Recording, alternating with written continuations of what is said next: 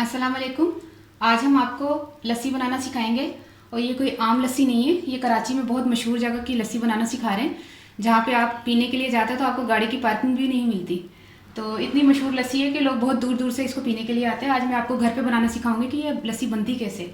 इसमें पानी बिल्कुल शामिल नहीं होता। इसमें आधा लीटर जाएगा दूध और ये हमारा है 1 पाव दही, आधा पाव हमने मलाई ली है। ये आप दही वाले से बोलिएगा कि दही की मलाई आप दें। ये देखें, ये सिर्फ मलाई है, ठीक है। ये हम ये इस्तेमाल करेंगे। और 3 टेबलस्पून आपने चीनी लेनी है। चीनी भी आपने पिसी हुई लेनी है, ठीक है।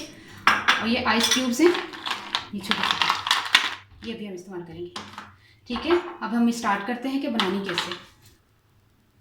चले हम स्टार्ट करते हैं कि इसको बनाना कैसे। बिस्मिल्लाहिर्रहमानिर्रहीम। इसमें आधा लीटर जो है वो दूध गया है। 1 पाव हमने दही डाला,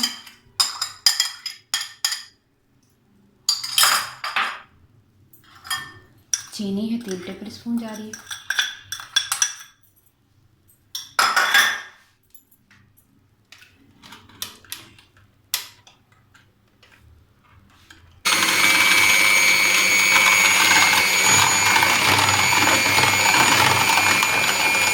हमने इसको इतनी देर तक चलाना है कि इसमें झाग बन जाए।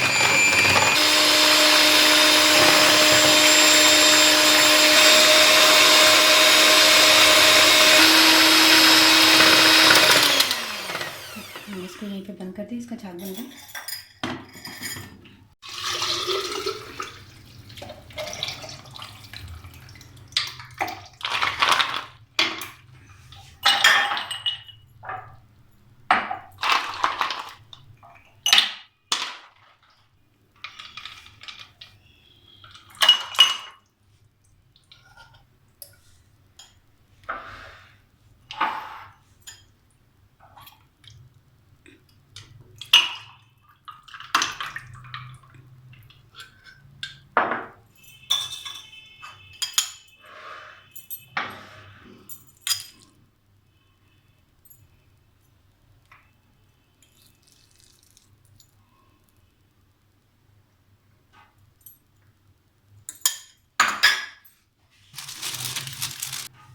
पिए और इंजॉय करें।